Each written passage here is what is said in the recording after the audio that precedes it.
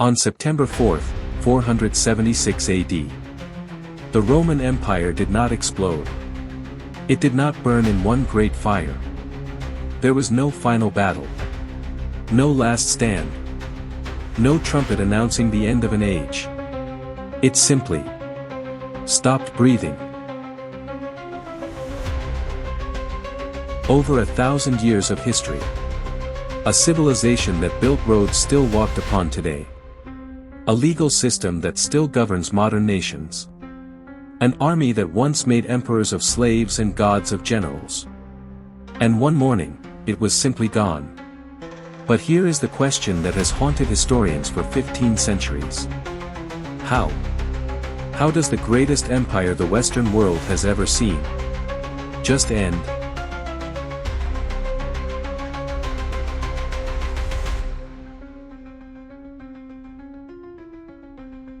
His name was Romulus Augustulus. He was, depending on the account, somewhere between 12 and 16 years old. His father, Orestes, had made him emperor less than a year before, not because Romulus was powerful, or chosen, or beloved. But because Orestes needed a face. A symbol. A name old enough to carry the weight of Rome without being old enough to resist the man holding the reins. His name combined the two most legendary figures in Roman history. Romulus, the founder. Augustus, the first emperor. And somehow, in one of history's most bitter ironies, this child bearing both names would be the last. But to understand why this frightened boy was sitting on the throne of the world's greatest empire, we need to go back. Not months. Not years. Centuries. Because Rome did not fall in 476 AD. Rome fell for 300 years before that boy ever sat on that throne. And by the time it did, almost no one noticed.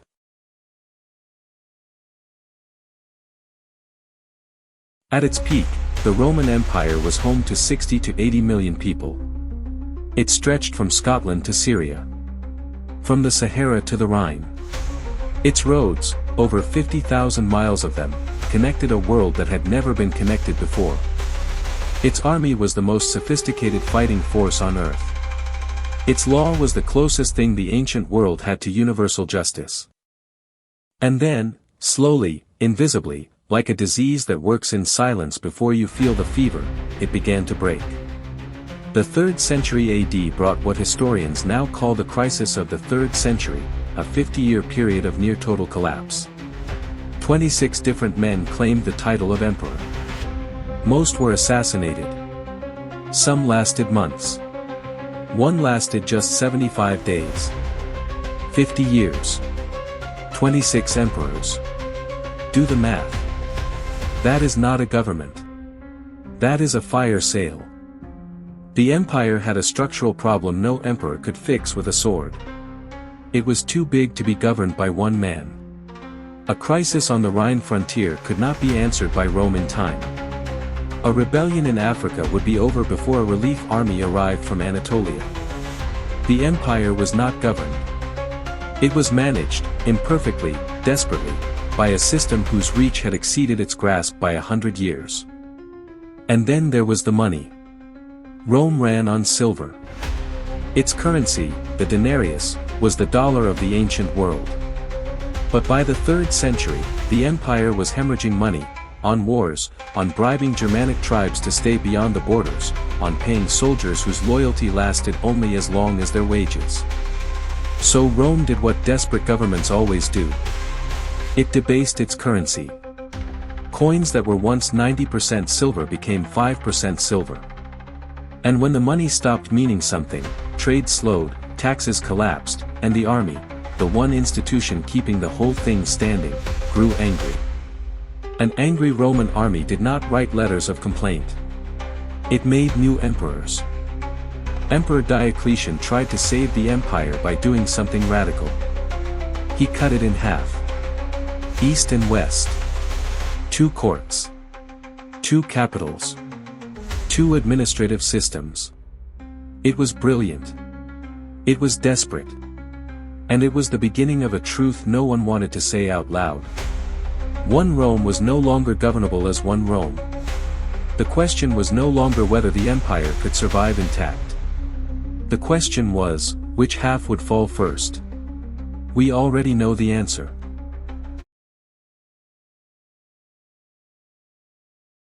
The Roman legions had once been the most terrifying military force on earth. Disciplined, organized, lethal in formation, loyal to the eagle and the emperor and nothing else.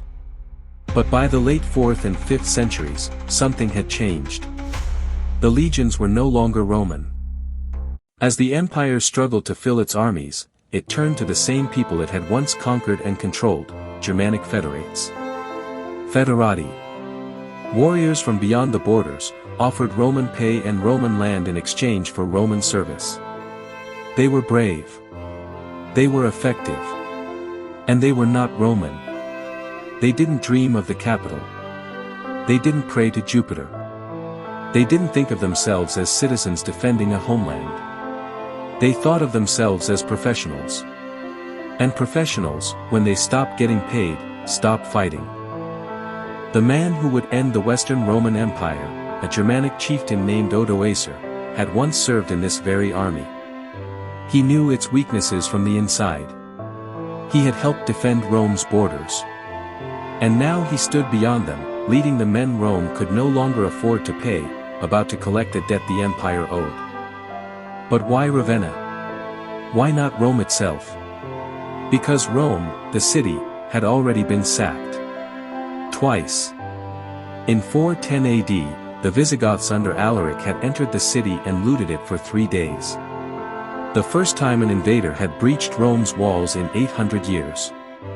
The world did not end. But something shifted inside the Roman mind that day. A confidence. A certainty. An unspoken belief that Rome could not be touched. Gone. Then in 455 AD, the Vandals came. 2 weeks of systematic plunder.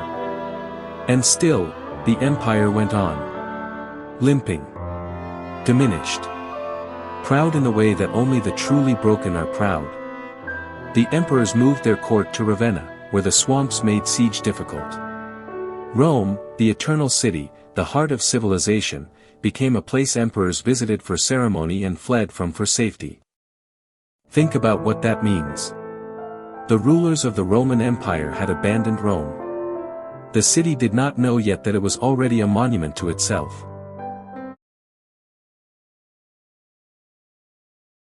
By 475 AD, the Western Roman Empire was not really ruled by its emperor. It was ruled by whoever controlled the emperor.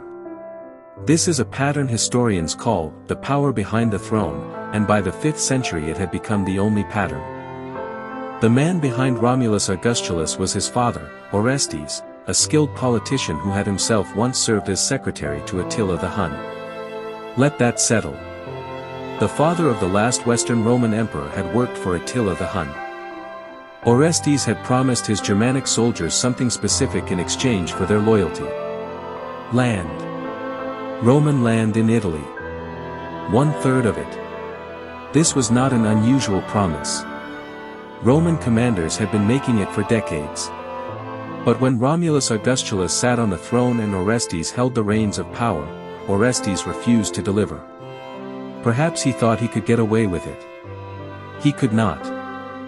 Odoacer, their leader, was not a barbarian in the way Roman propaganda had always depicted barbarians. He was sophisticated. Politically intelligent. A man who had spent years inside the Roman system and understood it better than most Romans did. He understood that the Western Empire was not an undefeatable power. It was a habit. A structure people kept obeying not because it was strong, but because they hadn't yet decided to stop. August 28, 476 AD. Orestes was captured near Piacenza. He was executed. His soldiers, the soldiers he had refused to pay in land, watched their former commander die and felt nothing. The boy emperor was now alone. Odoacer's forces entered Ravenna without significant resistance. There was no siege. No battle. No last stand for the glory of Rome. Just arrival. Odoacer did something unexpected. He did not kill the boy. Romulus Augustulus was stripped of his title, his imperial regalia taken and, according to some accounts, shipped to Constantinople, to the Eastern Emperor Zeno, as a symbolic message: the West is done. We're not pretending anymore. The boy himself was sent to a comfortable exile in Campania, a castle by the sea. A pension. His life. Odoacer then sent a letter to Constantinople. It said, essentially, there is no longer a need for a Western emperor. The East is sufficient. I will rule Italy as your king, nominally in your name. Emperor Zeno of the East was not pleased. But he accepted it. Because what else could he do? The West was gone. Not conquered. Not destroyed. Resigned. Here is what makes this moment so haunting, so unlike any other moment in the fall of a civilization. No one in Rome quite knew it had happened. There were no ceremonies of mourning. No proclamations.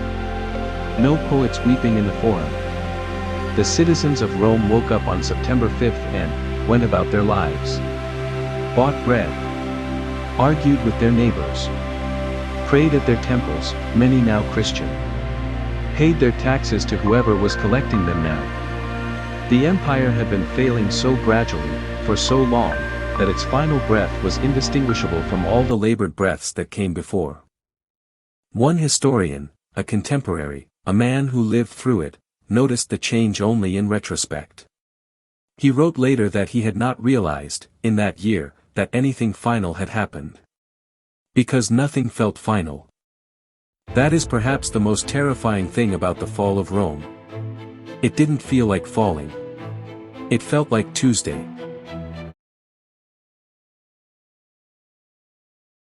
Every generation asks the same question. Why did Rome fall? And every generation gets a different answer, depending on who's doing the asking and what they're afraid of. Edward Gibbon, writing in the 18th century, blamed Christianity, the shift from civic virtue to spiritual submission, from legions to prayers. Others blamed lead poisoning from Roman plumbing. Climate change. Plague. The Huns pushing Germanic tribes into Roman territory like dominoes falling westward. Modern historians cite economic inequality, political dysfunction, military overextension, the erosion of civic identity, the gap between the rich and the poor that eventually made ordinary Romans indifferent to whether Rome survived at all. They are all right. That is the honest answer. Rome did not fall for one reason. Rome fell for every reason, simultaneously, compounding, feeding each other in a slow cascade of institutional failure that no single emperor, no single reform, no single battle could have reversed. The military became mercenary before it became foreign. The currency became worthless before the economy collapsed. The emperors became figureheads before they became children. The borders became porous before they were crossed.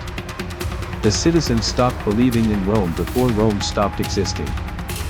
And perhaps most importantly, the people who lived inside Rome's final decades did not experience it as collapse. They experienced it as adaptation. Germanic kings adopting Roman titles. Roman aristocrats learning Gothic. Churches preserving Latin. Laws persisting under new rulers. The road still there to walk on. Rome did not vanish.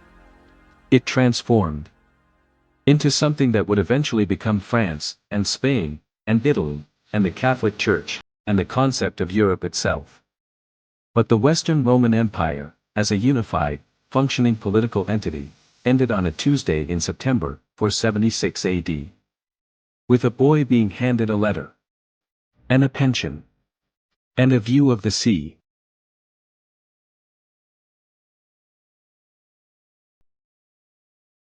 We study the fall of Rome the way we return to a wound we can't stop pressing.